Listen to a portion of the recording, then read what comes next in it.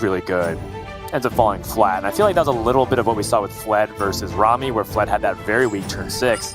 That could have been a great opportunity. Of course, doesn't get a guarantee just by putting Crash in the deck, but I think that was a moment where he really wanted that.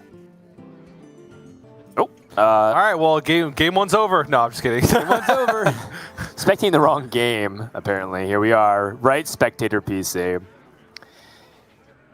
Muzzy on the play. Does have the Archdruid Gnarlex, which, you know, the more I see Archdruid in some of these deck lists, the more I like it. Just to give you a lot of flexible options. There's good curve opportunities. Gnarlex can give you the Emerald Drake and just have a very powerful 4-drop. There's really good synergy with Nightmare and a bunch of Frenzies, especially the Blade Master Samuro. And even Ysera Awakens to go for a very greedy setup of conditioning and Overlord Runthok buffs. Let your opponent extend it to the board and then swing it that way. So I really like this card, and I feel like I never mulligan it anymore, TJ. Yeah, it's quite good. And especially being on the play, Muzzy kind of needs some additional tempo options, right? A lot of times when you're on the play as Rush Warrior, it just kind of feels bad to just play out a bumper cars or something similar, right? Where you just know that it's not going to live, it's going to die, and then you're going to fall behind on tempo. And Nalguidan's got that hand that Muzzy probably dreads, which is being on the coin, lots of big beefy minions with a conditioning. So Muzzy needs kind of that X factor, and I feel like the Gnarlex is that X factor, or at least has the potential to be the X factor in the matchup. So I like the keep. This is interesting. It's probably Tent Trasher, though that would leave Nalguidan with a bunch of expensive minions. There are tribe cards in hand with Samoa Anchorman being a pirate and Crush being a beast, but they're a little bit too slow, and I feel like Ricard does offer that at least some level of flexibility for Nalguidan to fit in more stuff in this early curve.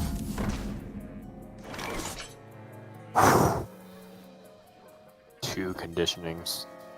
A lot to unpack here. No AoE available from the Dream card. It's going to be the Laughing Sister. Now I got coining on Overlord Runthok. Gonna get ahead on the board. And if your opponent can't answer it, which most of the time they can't, because dealing 6 damage on 4 is very tricky. That's gonna mean that Nalguidan gets the attack. And he might be able to even double dip. We'll see. Muzzy does have the availability of, you know, trying to take down part of the Overlord Runthok through rushers or the weapons. I don't know if Stage Dive. I guess he could find the Crab Rider. That would be the best case scenario, but it's not guaranteed off the Stage Dive. No. It's pretty much it. Blade Master Samuro would also answer it because there's a athletic studies discount currently. Right. And it'd be at 3 attack. But that's like a very expensive and kind of big comeback mechanism that Muzzy would have to use just to deal with an Overlord Runthok. It's a little bit scary. And from Muzzy's perspective, he's got conditioning, Tent Trasher, Ringmaster Rotley, another Dream card coming in, a Laughing Sister again. Yikes. Unfortunate. So I don't think he's too worried about this Runthok, knowing that he does have an answer to it over multiple turns, at the very least. Yeah, it's wild that we think a 2-mana 3/5 is bad, or at least a weak option. Bad is like a really harsh word to use here. It's just that Laughing Sister you would prefer a lot other cards before you want to pick a Laughing Sister in this situation. Now we get on with the Rokara. Says, hey, there's multiple threats you got to take down now. But more importantly, sets up a nice curve to keep Muzzy from being able to feel comfortable doing stuff. On turn 5, if Muzzy has, double conditioning, for example, would feel obligated to at least remove both of these minions because of the threats that they impose. I wonder. And he has the ability to do so without too much resource expenditure to be able to clean up this board. Well, hey, there's the Crab Rider that you were talking about. That would have been an answer, an expensive answer, albeit, but an answer nonetheless to the Runthok the last turn. Still, I am not opposed to the situation that Muzzy's found himself in.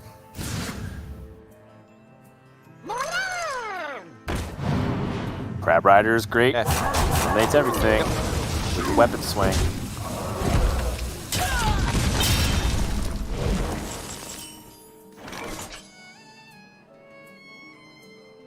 Now, do we do it for one turn and let our opponent extend onto the board? Do we double conditioning here on 5 and try to go for the inevitable power turn after power turn? Or do we buy our time, answer the state of the board a little bit now, and then try to layer in the conditioning? This is the dynamic of turn 5 Rush Warrior.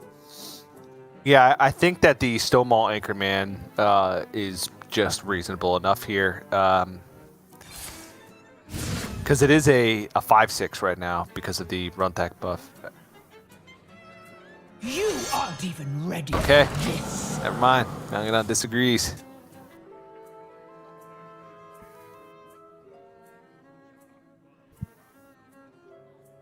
The bumper cars is not buffed, which is unfortunate. Muzzy could go Parade Leader, bumper cars, Laughing Sister. No, it doesn't feel good either. Parade Leader, bumper cars, and then just play both the Darkmoon Riders, trading one in. And you have 5/4, 3/3, 4/5, and then a 3/1 Dark Rider. That's a really wide board state. Muzzy could be worried about double Laughing Sister. Oh, never mind. This play is actually really good because then he has Parade Leader, Playmaker, and Darkmoon Rider the next turn. It's no matter what play he does, he's susceptible to Blademaster Samuro with double conditioning. So there's no point in even thinking about it because that's a full board clear. No matter who you are or how big your board is. Yep, it's a good point. Now all of a sudden we're just cheating the curve with the stats. Look at this, the 6 mana 6/12. Intense to deal with. So the rush down plan for Muzzy is going to be met with a giant wall of turtles. What Or just now? one really big turtle that's on the board. And from Muzzy's perspective, he could just take it down with like a Tent Trasher play. I believe that's 7/7, so a Parade Leader, Tent Trasher, and just trade the Gnarlex is good enough. Does he lose too much by using the Parade Leader? I don't think so. You're also just putting a lot of stats on. Playmaker does the same thing too, because you're summoning 2 copies of Darkmoon Rider and they double up the Parade Leader. I like that. Yeah, and it gets Quick maths. 5 attack because it doubles up. Yeah, this is incredibly powerful. Nice job. And still gets to push 13 points of damage. That completely negates the Frenzy Armor gain from the crash. Wow. It's a wide board, and for Nalguidan, I mean, board got out of hand. Board got out of hand real quick, and honestly, he had a decent opening. And if he was fighting conditioning versus no conditioning, this might have been manageable. But Muzzy had a better start with the Gnarlex, the Laughing Sisters, and ended up, because of the conditioning, being actually pretty big. They're 5/7s, and even though they don't have rush and the can't be targeted by spells doesn't mean anything, being able to fit that in on kind of this turn where he was also gaining tempo was pretty massive. And Nalguidan has just kind of drawn awkwardly since that opening when he had coin conditioning. It's been like Alexstrasza, now Troublemaker, Nitro Boost Poison with no weapon up until now. And now it's too late for Nitro Boost Poison to really get work done with this 2/5 weapon. Obviously incredibly powerful. 2 mana to gain you an additional 10 damage on your weapon. It's just too slow because Muzzy's got too aggressive of a game plan going right now. So Anchorman trying to taper a little bit of the aggression, but I mean, there is 17 on board. And Sword Eater off the top. That's going to be game number 1. And you know, it's funny that we were like saying that Laughing Sister, or at least I know I was, so yeah, I don't have to drag you into it, TJ, but I was like, you know, Laughing Sister, not the greatest. But when you have the conditioning, you do something that the opponent can't do, which is by having the additional stats hit multiple targets, right? You saw Dark Moon Riders be able to double dip on the Parade Leader and Playmaker. The 2 Laughing Sisters, as opposed to just say 1 Emerald Drake, you throw out even more stats. So I guess I just eat my words completely. Muzzy found a way to make use of that very effectively, just layering his turn with more and more pressure onto the board, and just won by having way too many stats. So, you know, the Laughing Sister, not that impressive. When you pair them together with the conditioning as well, that's very, very strong. And it results in a Game 1 victory. Once more, the Rush Warrior Mirror being a matchup that we think is probably going to get wins on both sides, right? The Rush Warrior should be able to get a dub in this series. It's really about decks number 2 and 3. And deck number 2 Muzzy coming up to Spell Mage. Yeah, and I feel like for Muzzy, it's almost single-handedly on deck number 3, which is the Libra Paladin, which is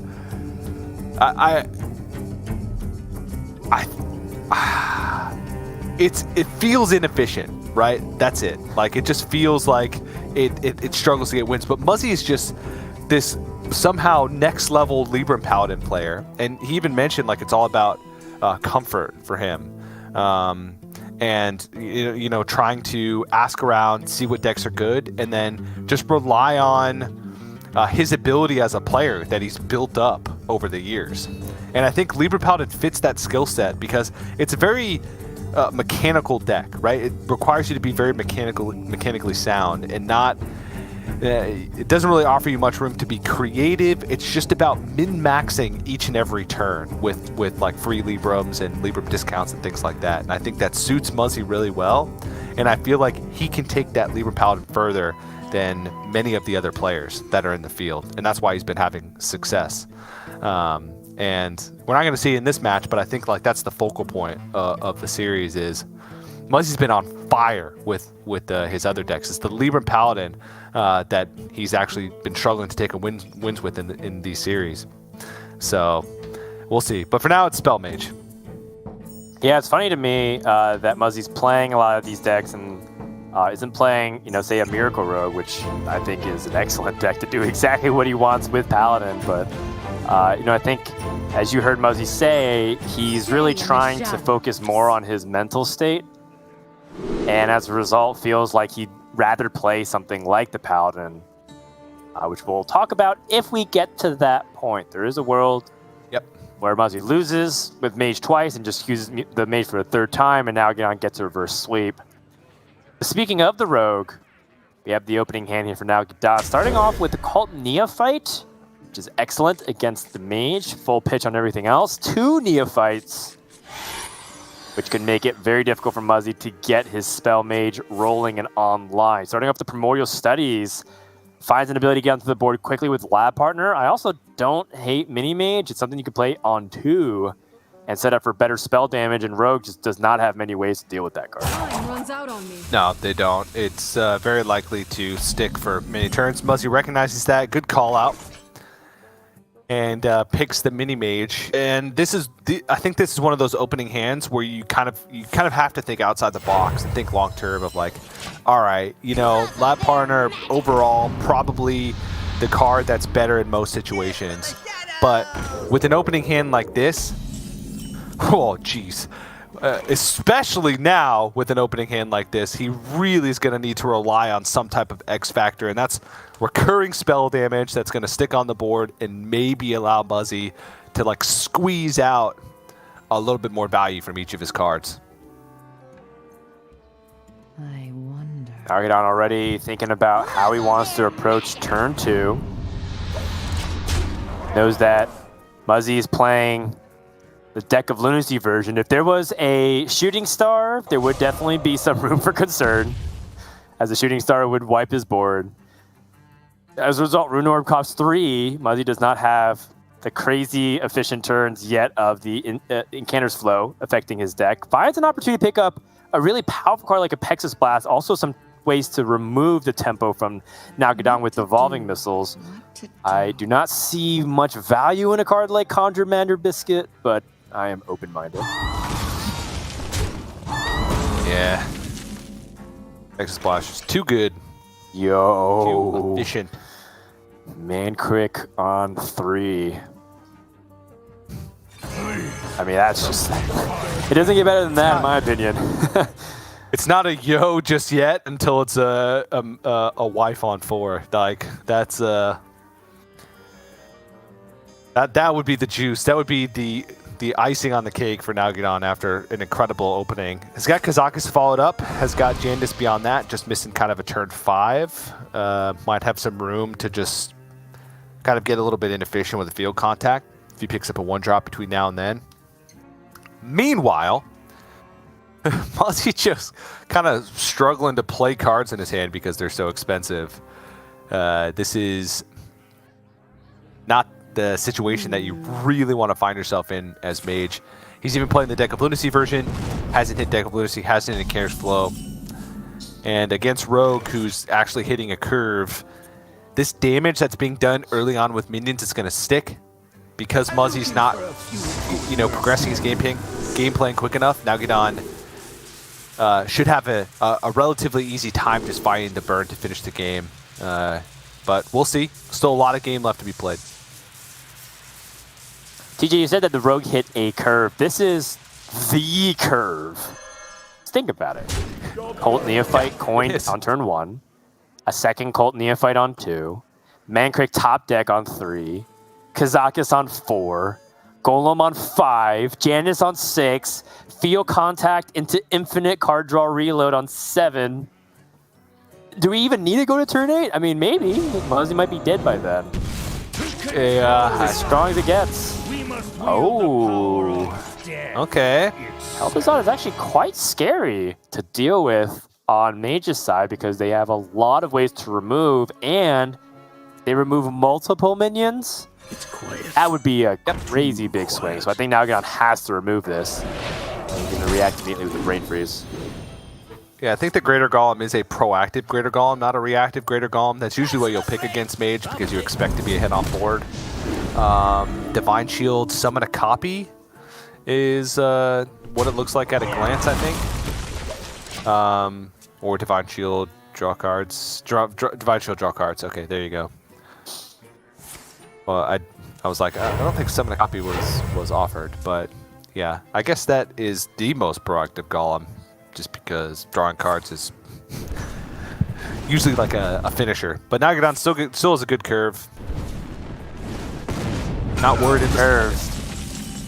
One combustion being used makes Jandis feel a lot more appetizing. Mancrick.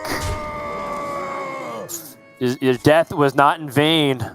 Ogre comes back and now adds a really powerful board. What? Actually, the splash choice does kind of matter based off the combustion positioning. But now it even has Shadow Step, so now it doesn't. Oh my goodness gracious. These are hard to remove. 6 health isn't matched by much. Honestly, Dan, this is just one of those games. Yeah, this is one of those hands that feels like Rogue is unbeatable. Mask of Cthulhu to soften up the board state.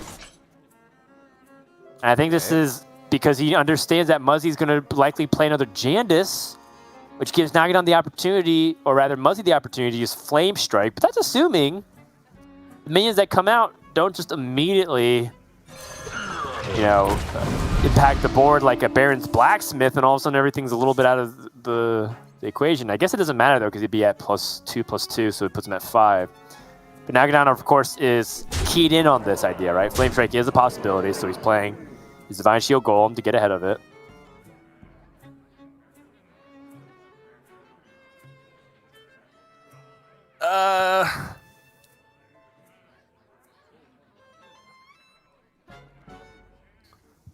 I mean, there's so many options here, right? He could dagger up and just start pushing a little bit of damage. The Raz is going to offer a little bit more, starting to get closer and closer to lethal.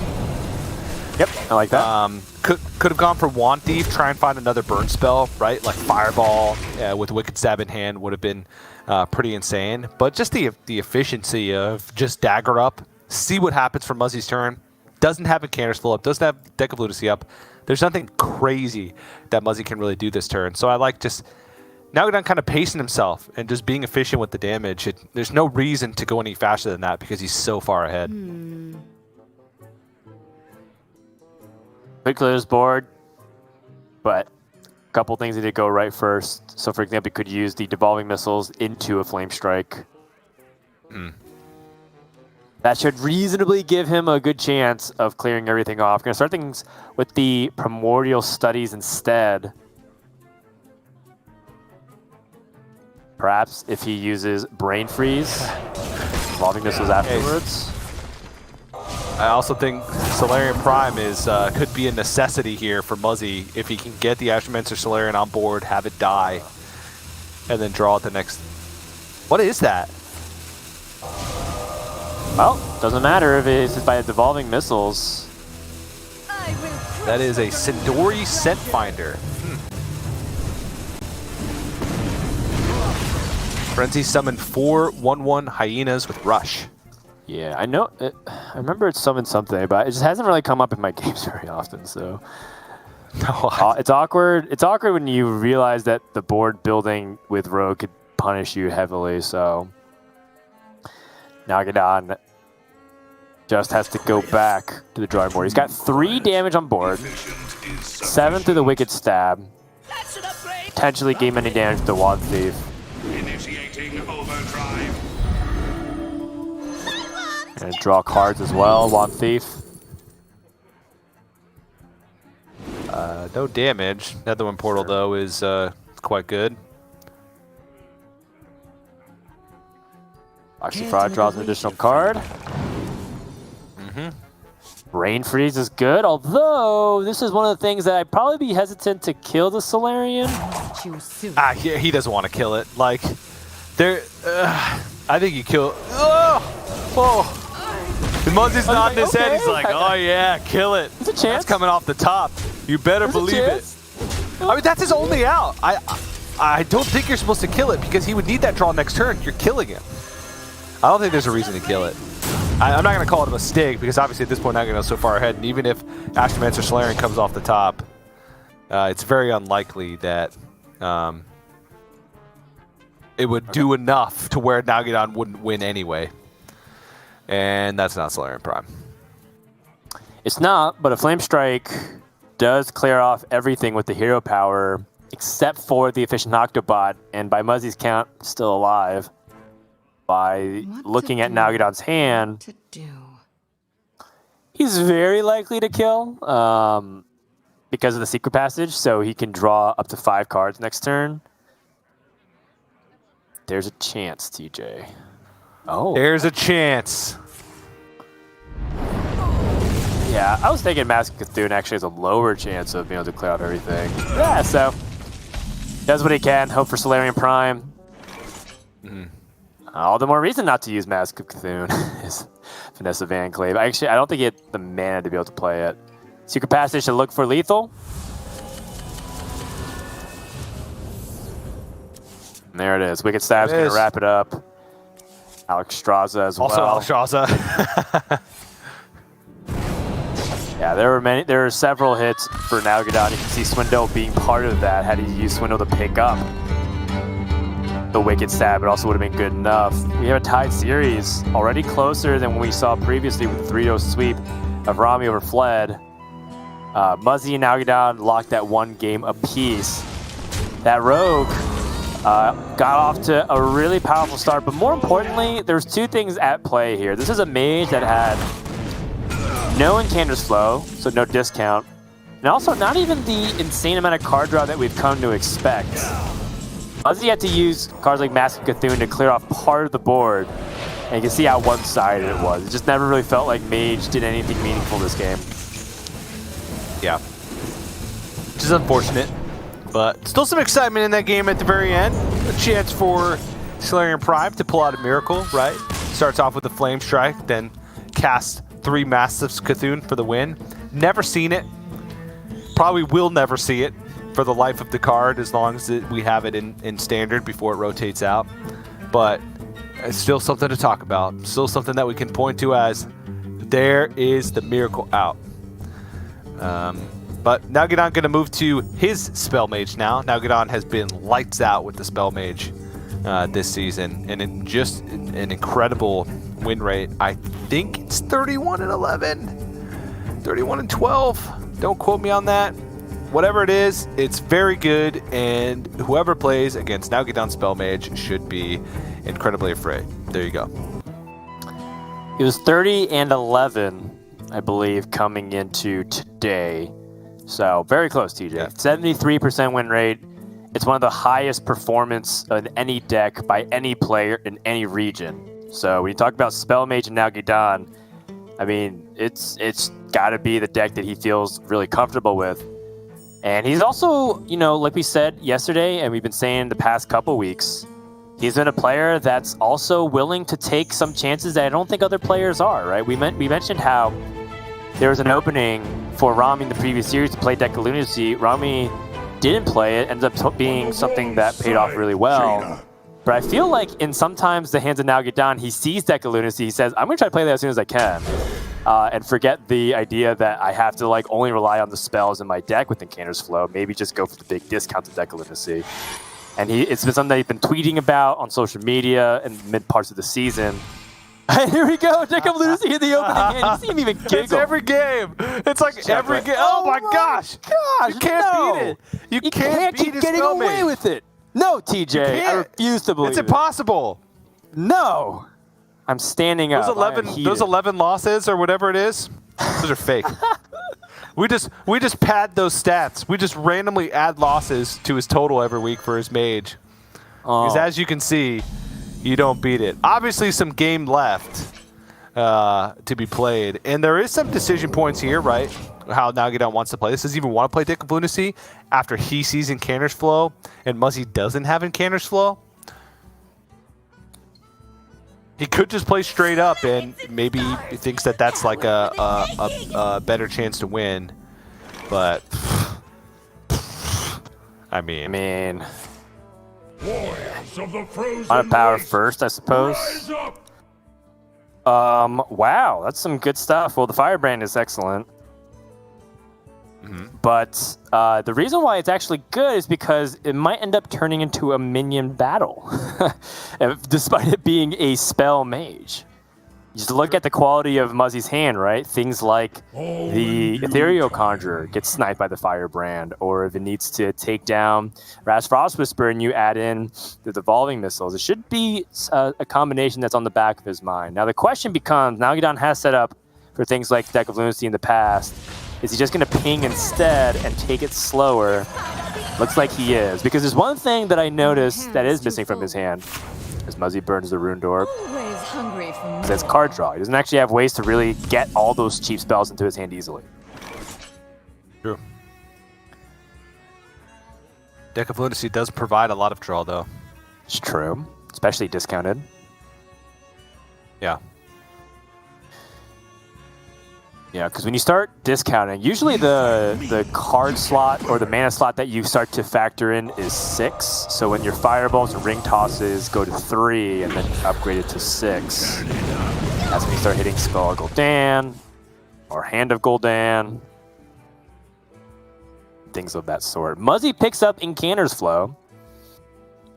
Might be a little late for that right now, just based off how the way the pressure is going. He doesn't have good plays to follow up. I think that's the big part of the Incanter's Flow right now. It just feels like you can't do much else. He doesn't want to draw more cards. What to do? Than just Evolving Missiles to follow up the Incanter's Flow. If you go for that, that sounds like you're hoping that your opponent has nothing else. Oh, jeez. That didn't even reduce the power on the board. It reduced the health ever so slightly.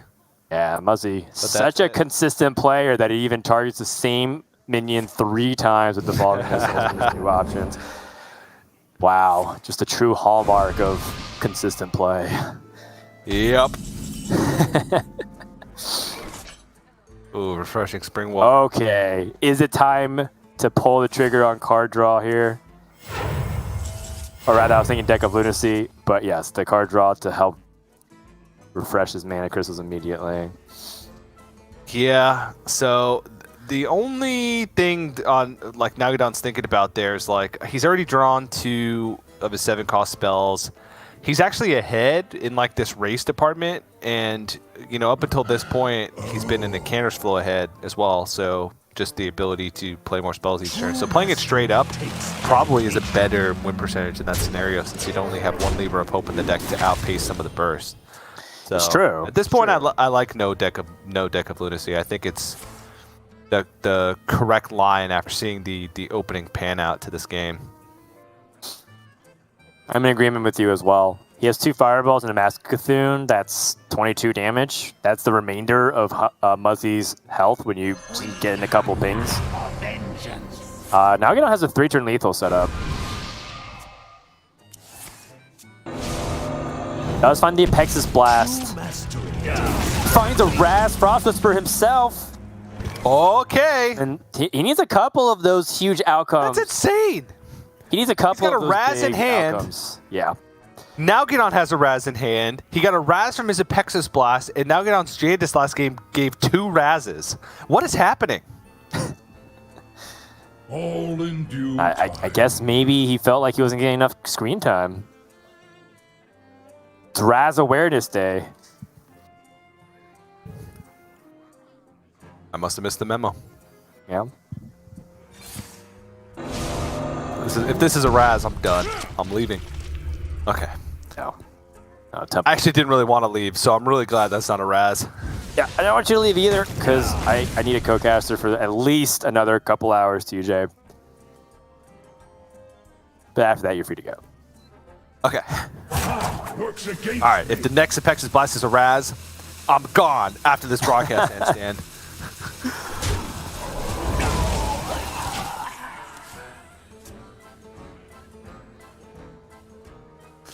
This is very expensive. So many expensive minions. You could do something like Raz Brain Freeze, Raz Brain Freeze Combustion, Raz Brain Freeze Arcane Intellect. What to do? What to do? I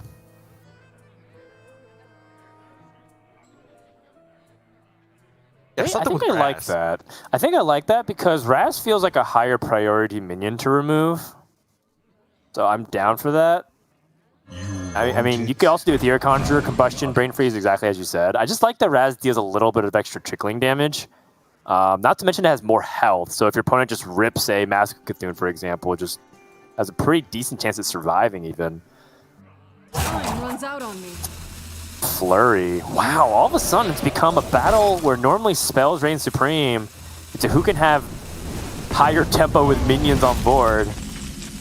Mage is certainly one of the most interesting decks that have a lot of fluidity to it because of this dynamic where it can generate minions despite playing an all-spell deck, or even just shift their all-spell deck into a random spell deck which generate minions. The range is pretty high. Second Fireball comes in the hand from Muzzy. Oh, TJ. That's a deck of Lunacy and Canner's Flow. I mean, that looks like bait to me. I feel like decisions. I feel like we're at the point of the game where it might not be important to play deck Lunacy compared to using your mana crystals to impact the board state. Like, he could just play a Koldara Drake, excuse me. And that's also threatening in its own right. He's got 2 7-cost spells left in his deck. If he plays Deck of Lunacy and then plays in Canner's Flow, then he's got a 1 in 6 now to draw a Libra of Hope. Okay. And that would outpace the burn. So, yep, he's going for it. He's got 2 5-mana Libra of Hopes in the deck. Oh. So he realized that he was too far behind on the burn plan and had to go for this play. And, wait. And he's right. Just look how much damage Nalguidan has. He'd be super far behind. Spell damage actually would have gotten very close to ending this game. Nalguidan finds more card draw.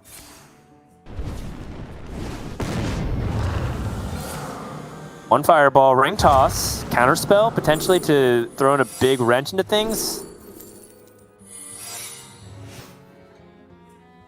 Oh, and what an annoying time for Muzzy's Flurry to not be active. That is the Libram of Hope. Oh, Libram of Hope! You can test for the counterspell first with Fireball, which does not feel great, or Arcane Intellect. I think he has to with the Fireball. I think he needs the Arcane Intellect. He needs the healing. Okay. Now, Libram of Hope. Oh. Yeah! Oh, jeez. And that's a big All right, wrench to Nalguidan's plans. Now Nalguidan does the same thing. He just goes deck of Lunacy. At this point, Yes. At this point, it's too late. He's in on the burn plan. He's still got a lot of burn in the deck, right? But he knows that there's another Libram of Hope. So he needs to find it quickly in order to be able to finish this game before Muzzy kind of gets out of range and maybe finds like some board presence of his own or some like win condition of his own from the deck of Lunacy. Out of curiosity, can you explain more like why he thought it was too late? He had 15 cards remaining in his deck. I guess it just feels like he'd be too far behind with the 8/8 on board. Yeah. The 8/8 on board, and that plays is super expensive, right? He was hoping to be able to like find something to do with it right now. Whereas if he played Deck of Lunacy, Denning Canterspell, and Arcane Intellect, that's his entire turn. He also only has one Libram of Hope left in the deck, which is not the end-all, be-all of cards, because you know he's ahead in like health total. He have what, like 28 health there, 27 health there. So, I mean, it's debatable, right? He could have gone for it. I think it's debatable, but you know, I think my instinct agreed with you. I just wasn't sure if you had different reasons than I did for too late. Part of the reason why I felt like it was a little bit too late is because he has to deal with the 8/8. Otherwise, now all of a sudden the burn plan starts to go from I don't have enough damage to end the game to I might have to use it on my opposing minion. So can I just end the game quickly with an Apexis Blast? Was not able to find it, and now Muzzy is putting on so much pressure. He has 2-turn lethal set up on the other end, at least what it looks like to be the case. The 2-turn lethal is the Kodar Trig double ping, or the Raz Frost Whisper, which would just be the icing on the cake. Primordial Studies after Nalguidan has used Cram Session. He had an out for lethal there, which was the Apexis Blast, and that had to be what he was going for. Yes. Still has Flame Strike to follow this up. Could also go like Flame Strike, then Coin, Ring Toss. Try and disrupt the next turn. Outside of Muzzy drawing a Libram of Hope, Nalguidan still has an Apexis Blast out at any moment in time for lethal. Nothing else though, but still has it. Oof. Kona Cold, dead card. 3 unplayable cards for Muzzy right now in the hand. Combustion, Flurry, and Kona Cold all require you to have a minion. He can Muzzy, of dump course, against playing all odds. That's true. Against all odds, could destroy minions, or rather, could just trigger the counterspell. And there's no minions to destroy anyways. And funny enough, 2 of his minions actually are odd-costed. True mastery takes dedication. Flurry gets counterspelled. Last one, I believe, was what, Netherwind Portal? Actually not sure. It's up the previous turn. Yeah, I guess so. Time runs out on me. Hey, they're all odd attacks. Could also just freeze the Firework Elemental. Try to set up some damage. Alright, out for lethal here. Apexis Blast. Nalguidan. Wait. Okay, now that kills. How much does he have of the Apexis Blast? Got 11? Does he have any other burn in his deck? No, that's it. He did have like Refreshing Spring Water, Arcane Intellect, Cram Session. There was like a ton of draw as well. A Ruined Orb. Rise up! Raz, Koldara Drake, and Sage again. Okay, when it comes to card draw, there's something there for Nalguidan, but he could also stall with Brain Freeze and Snap Freeze, 2 freeze effects, because it's clear that Muzzy is reaching for minion damage at this point. Yep. Gonna go for it. Play his own Raz. Raz clears off the Raz. Nalguidan is also very close to just ending it with straight up Fireball. To pick up off the top. Fiendish Circle. That's not it. Nope. He's going to play it, but not what he needs. Now, Nalguidan, again, has Cram Session, has Arcane Intellect, Refreshing Spring Water. All of those things to try and find the Apexis Blast for lethal. And Muzzy's just hoping that it isn't there. Also, Sage wouldn't do it. Apexis Blast! Oh! And there it is. Nalguidan wraps up game 3, protecting his immaculate win rate right now with Mage 31 and 11. And if that's the last Mage game that Nalguidan plays all season, I mean, that just goes down as quite possibly the most powerful combination of pilot and deck that we've seen all season long. So with that, Mage Mirror goes Nalguidan's way. We have Warrior remaining. Talked a little bit about how it feels like Warrior's going to get a win this series. We'll see. I mean, maybe Muzzy has some tricks up his sleeve. I am eagerly awaiting if we'll get to see Muzzy's Paladin, because right now we did mention that if Muzzy just has his Mage swept 3 times, or swept 1 time rather and lose 3 times, the Paladin won't really come out to play. Yeah. We'll see. Kind of want to see the Paladin. I doubt he'll queue it up this game. I think it is going to be Mage. Save the best for last. Save the Paladin for when it really matters, when it can ride in on its noble steed and save the day and send Muzzy to the finals. But yeah, Muzzy does have some tricks up his sleeve. Of course, he's got a Deck of Lunacy up his sleeve in order to combat the Rush Warrior. I feel like he's done that a couple times over the past couple weeks against Rush Warrior specifically. Is drop that Deck of Lunacy on 4 and put on a clinic of how to beat Rush Warrior. Doesn't happen every time though. Can be a tough matchup, especially now that it does feel like there's just even more of this crazy late game power that Rush Warrior has at its disposal. More minion damage, also armor gain with Crash, which is nothing to scoff at, especially when you're Mage. It can sometimes cut off your burn win condition. That 10 damage from the weapon, also not something that you can ignore from Crash. So we'll see. I imagine it is going to be Spell Mage Warrior. Let me take a look. Yep, I peeked. I took a little peek. It is Spell Mage versus Rush Warrior. All right. Spell Mage, I mean, not really much has to be said here on Muzzy's end. Needs to win this. It is his season on the line, his chance to make his 3rd World Championship appearance in 6 years, or 5 years rather. As Muzzy goes for a full mulligan, he knows exactly what he's looking for. From Nalguidan's perspective, what cards of these, if any, do you hold on to? Answer is none of them, I guess. And I agree with that. I think you just want higher power cards that ramp up the stat lines so that Mage can't easily remove it. Mm-hmm. Prison Phoenix is really intriguing of a choice here for Muzzy because of the Cram Session. So he's gonna start off with that and Prison Gennard on That one. is the juice.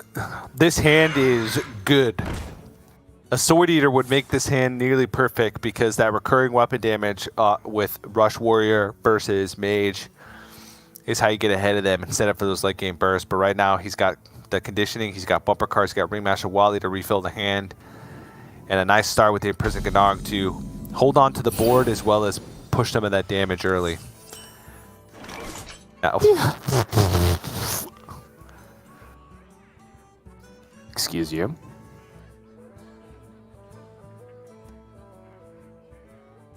oof. Wow. I mean, Sword Eater is the card that you had described because it can come out on curve like that. Now, from Nalguidan's perspective, that's couple turns down the road. Is it worth just playing bumper card here on 2? Or do you feel like it's better to save it for additional combos with conditioning? The thing I like about bumper card is that you can play stage dive after. Oh! Or is it option C? Instead of doing either of those plays, going for an earlier conditioning. Lots of players love greeting it for 5. Nalguidan says, this hand, I'm just going to start doing it now. Your thoughts? It's only 3 minions. I'm not sure how I feel about it. It's a little bit slower, but it does play into the curve, right? Because he goes stage dive this turn, then can play the bumper cars. He could attack with the weapon, get sorted out the next turn, and then roll that into Ringmaster Watley. And every minion that he plays is bigger than the previous one, or bigger because of the conditioning. So I'm actually I'm a fan of it. The more I look at it, and I think Nalguidan's pieced himself together a nice curve. It's more threatening over the next few turns, but less threatening that singular turn, because the one attack bumper cards doesn't really do much. Muzzy, potential to draw his whole deck. 4 cards from this cram session.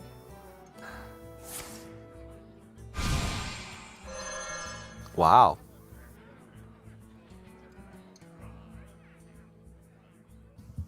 Okay. Gonna forego the insane amount of card draw.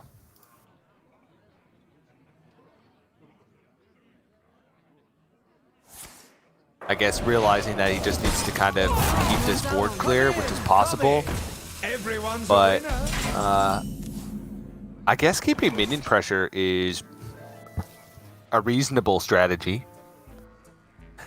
But it feels like that's exactly what Rush Warrior kind of wants to play against, is just being able to make use out of their rush minions. It does mean Nalguidan doesn't have as much power with his setup turns.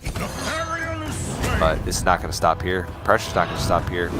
Once he's just left with now 1 spell damage on the board and a Raz Frost Whisper that's not really going to clear much up.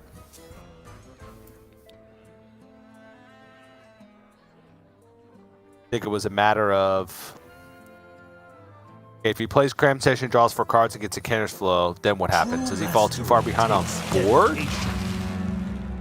Probably. Now does have board lead, but again, Nalguidan's just been kind of playing this ramp up game the entire time.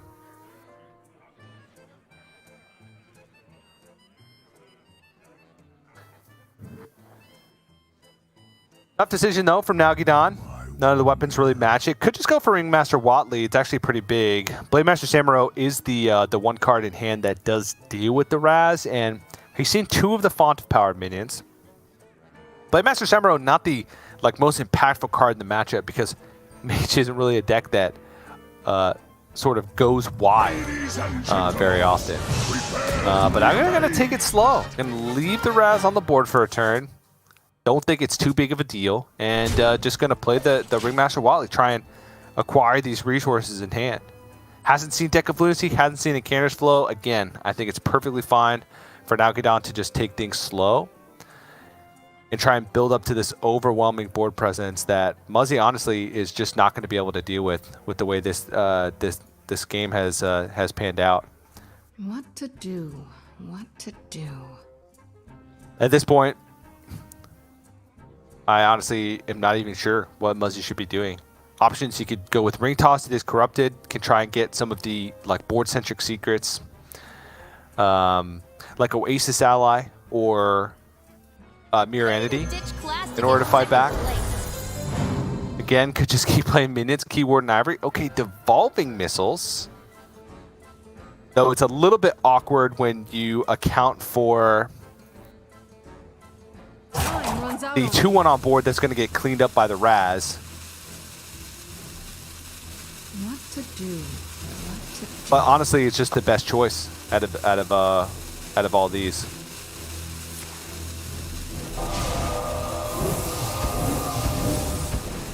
It hit the 1. Oh. Honestly, That's the second time in a row that's happened. In this situation, it's a massive deal because that was a conditioning buffed Ringmaster Watley.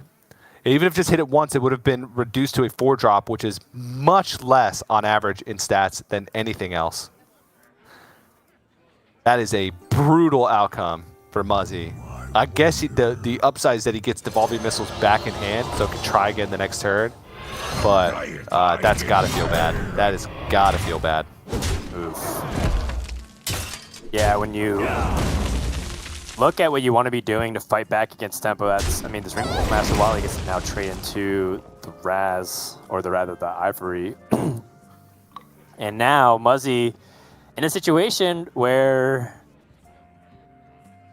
gotta play a lot of stuff for removal with no discounts. Rundorp to start things off.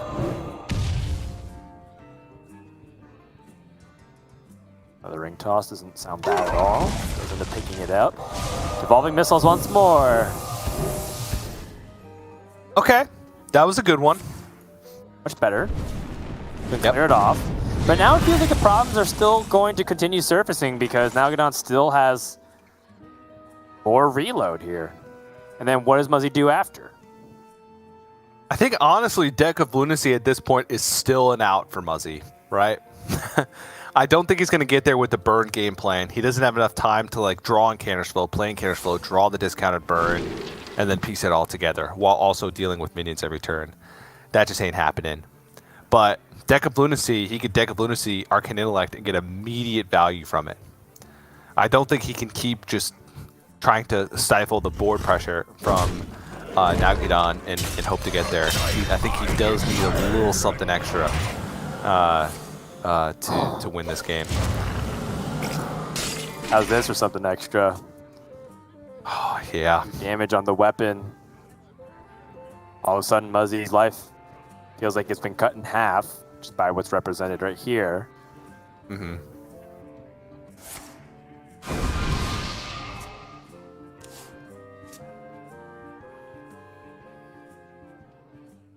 All right, finds Refreshing Spring Water, continue to draw. I suppose he could end his turn with the Fireball as well if he doesn't want to draw with the Refreshing Spring Water. He could just do the Font of Power first. Oh, Firebrand just a little bit off in mana would be a nice way to pair with Rundorb. Ring Toss. Ice Barrier. All of these feel a little bit awkward. You know you're going to take damage. Rig Farragon doesn't feel good. You don't really summon minions for Oasis Ally. Counter Spell. This is not really a deck that plays spell, even though a few of them are pretty impactful. Okay. These do have synergy with each other at the very least. Oh, Mirror Entity. He didn't choose the Ice Barrier. Nope. And got slightly punished for it because of the not being offered Ice Barrier in the second one. But again, he may have been going for these two options. But Nalguidan somehow has an unbuffed bumper car still in hand after Overload, Runthak, and Conditioning being played in this game so far. And now he can comfortably ignore this bumper car and not attack into the possibility of Oasis Ally. So Nalguidan. 11 hit points from joining Rami in the finals and making it an all-Argentinian final top two. Stone Mall Anchorman. He draw a card, but he has not traded into the minion, so he might choose not to if he's thinking about Oasis Ally. What a great read from Nalguidan, anticipating the Oasis Ally, having tested for a lot of other things that isn't Counterspell. And now Muzzy finally draws in Canner's Flow.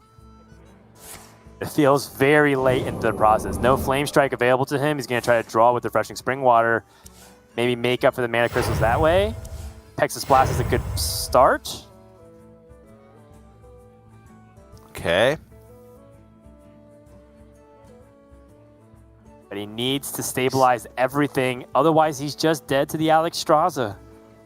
And he knows the Alexstrasza is in hand because Nalguidan doesn't even play 10 Trashers in his version of the deck.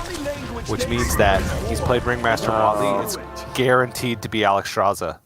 So the only way for Muzzy to win in that situation is to play around Alexstrasza, and there's a weapon plus Alexstrasza, so kind of needed to play Ring Toss, but even then, that was going to be a rough, and that'll do it. Nalguidan is going to the finals. That's right. Been foretold for years into the making about Latin America's rise up in the Americas. And now Nalguidan will be joining Rami in the grand finals, where the winner gets to advance to the World Championship. And a player that has been, Argentina's best over the past few years, now joining with new blood from fellow countryman Rami, also from Argentina. It's going to be an exciting finals. It's also showing to you, just how Spellmage does have these weaknesses, but does not seem like Muzzy was able to piece together meaningful offensive without the discounts. There's a tale of two decks. One that gets the ability to make your deck strong, the other that has to fight on normal footing. And Mage, with these kinds of conditions, just too fair of a deck when you compare it to the start of Nalguidan. Yeah.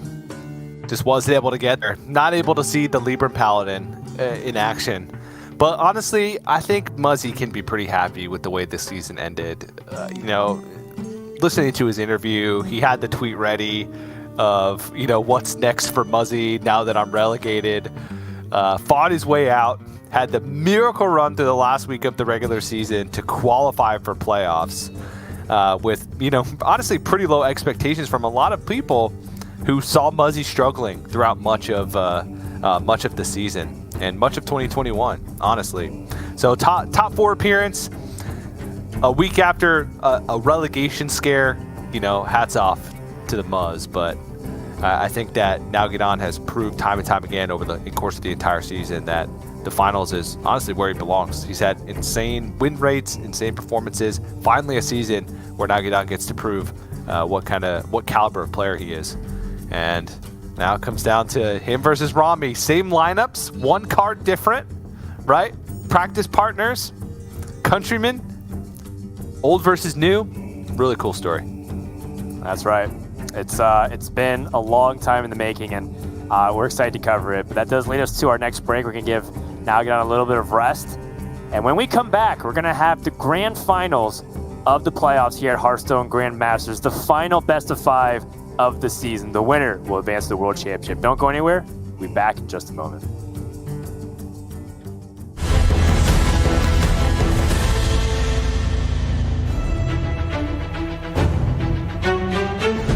Tempo Moarg is a phrase you will hear a lot when people talk about OTK Demon Hunter, meaning playing Moarg Artificer without a damage spell to immediately clear the board.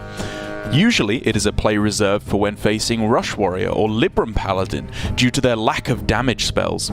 Alutemu, however, finds a perfect time for it here against Possessi's Miracle Rogue, when, due to Possessi playing Kazakus last turn, he knows his opponent wants to play the 5-mana Golem next turn. Even with the brutal combo of Divine Shield and Copy on the Golem, clearing them is a trivial affair for Alutemu, thanks to the Tempo Moarg. Soften then up that they've run out of ways to clear the second round, and Alutemu has so little card draw at the moment.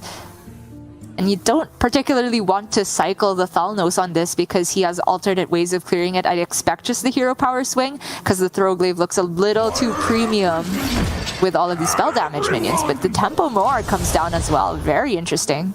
I like this a lot. Again, Alutemu realizing that the next turn is extremely telegraphed. If it's just the straight-up Golem... By being proactive here, creates this dilemma for Possessi, and Possessi is not going to take the bait. Worth noting that with that